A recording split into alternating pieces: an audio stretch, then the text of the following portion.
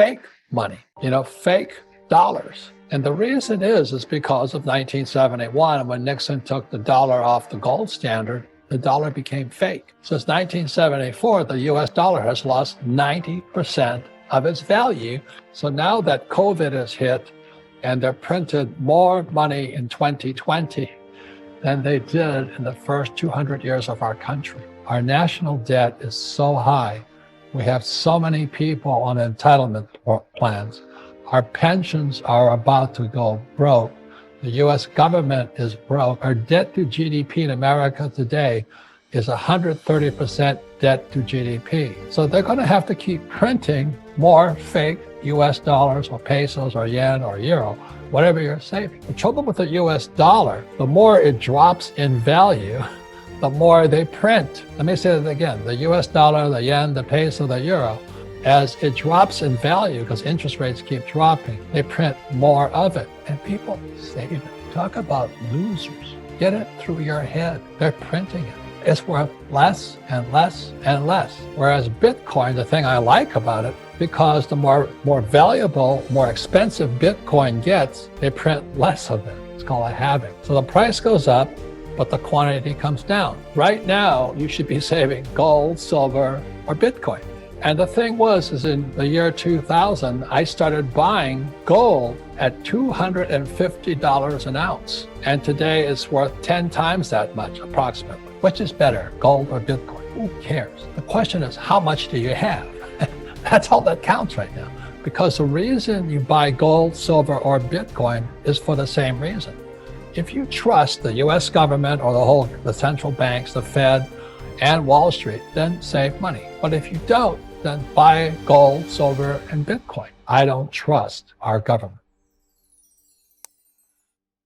가난한 아빠는 평생 교직에 있으면서 착실히 월급을 모으고 언젠가 부자가 될 날을 기다리며 살았습니다. 하지만 그 날은 오지 않았죠. 부자 아빠를 통해 기요사키는 월급과 저축으로는 부자가 될 수 없다고 깨닫고 결국 돈이 돈을 가져오는 사업 시스템 그리고 투자 시스템에 일찍 눈을 뜨게 됩니다. 결국 페이크라는 책을 쓰면서 현재 달러는 fake money라고 강조하면서 저축의 위험성에 대해 경고합니다. 정부에서 떼어가는 세금이나 우리에게 제공하는 수당을 생각해보세요. 기초연금이나 아동수당을 지급할 때는 10만 원 이런 식으로 정액으로 줍니다. 이 금액은 물가가 상승해도 바뀌지 않아요. 그런데 정부가 우리에게 떼어가는 세금을 한번 생각해 보세요. 우리가 지금 나라에 내고 있는 소득세, 건강보험, 양도소득세, 증여세, 상속세 어떤가요? 다 내 소득과 수입에 대해 퍼센트로 떼가잖아요. 세금과 건강보험은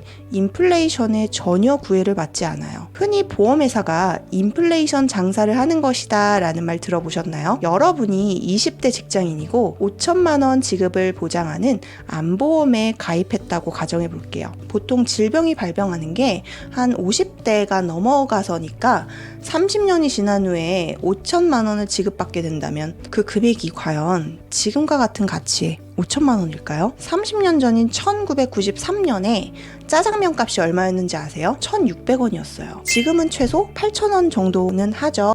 5배나 올랐습니다. 30년이면 강산도 변하는 시간이에요. 30년도 이런데 아직 태어나지도 않은 태아에게 100세 만기? 말할 필요도 없죠. 저축도 마찬가지입니다. 로버트 기요사키는 달러를 fake money라고 표현합니다. 우리나라 원도 마찬가지예요. 연준이나 한국은행은 매년 돈을 찍어내고 돈의 가치는 지금 이 순간에도 하락하고 있습니다. 코로나 시기에 엄청난 돈이 시중에 풀렸고 이는 고스란히 물가 상승으로 반영이 되었습니다. 경제는 안 좋은데 물가는 오르고 있는 거예요. 당장 네이버에 우리나라 물가 상승률이라고 검색해보세요. 2022년 한국의 물가 상승률은 5.1%입니다. 여러분이 입출금 통장에 현금을 그대로 보유하고 있다면 매년 5.1%만큼 돈을 잃고 있는 거예요. 여러분의 올해 연봉이 동결되었다면 사실은 5.1%만큼 연봉이 하락한 거예요. 그럼 돈의 가치가 하락하더라도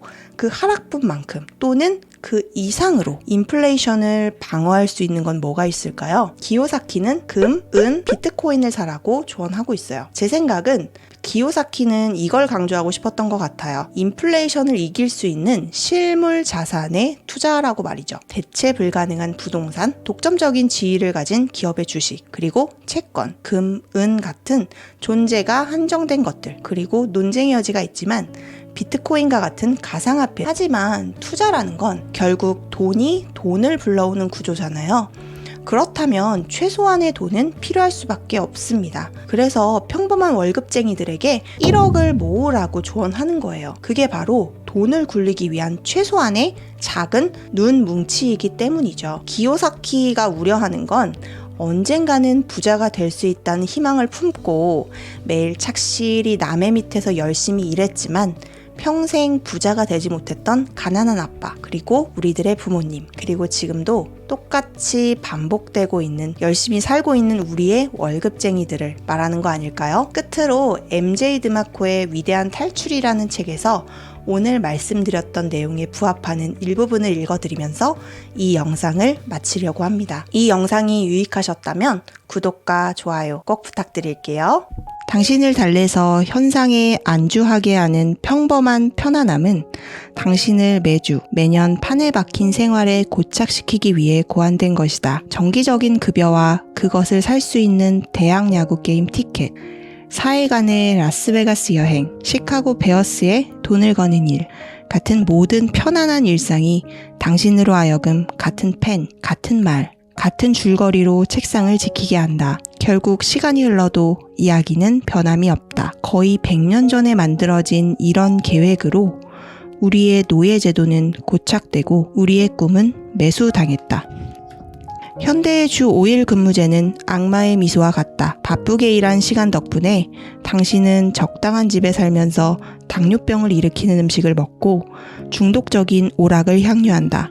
시스템을 자각하지 못하고 순종적이고 수동적인 태도를 지키는데 충분할 정도의 보상이다. 이런 일상에서 편안함을 느끼는 한 뇌물 같은 주말은 계속되고 편안은 빛을 잃은 꿈, 공허한 정치 공약으로 전락한다. 갑자기 낯선 사람이 누르는 인스타그램의 좋아요가 중요해지고 의미 있는 유일한 좋아요가 된다. 당신 자신으로부터의 좋아요는 점점 멀어진다.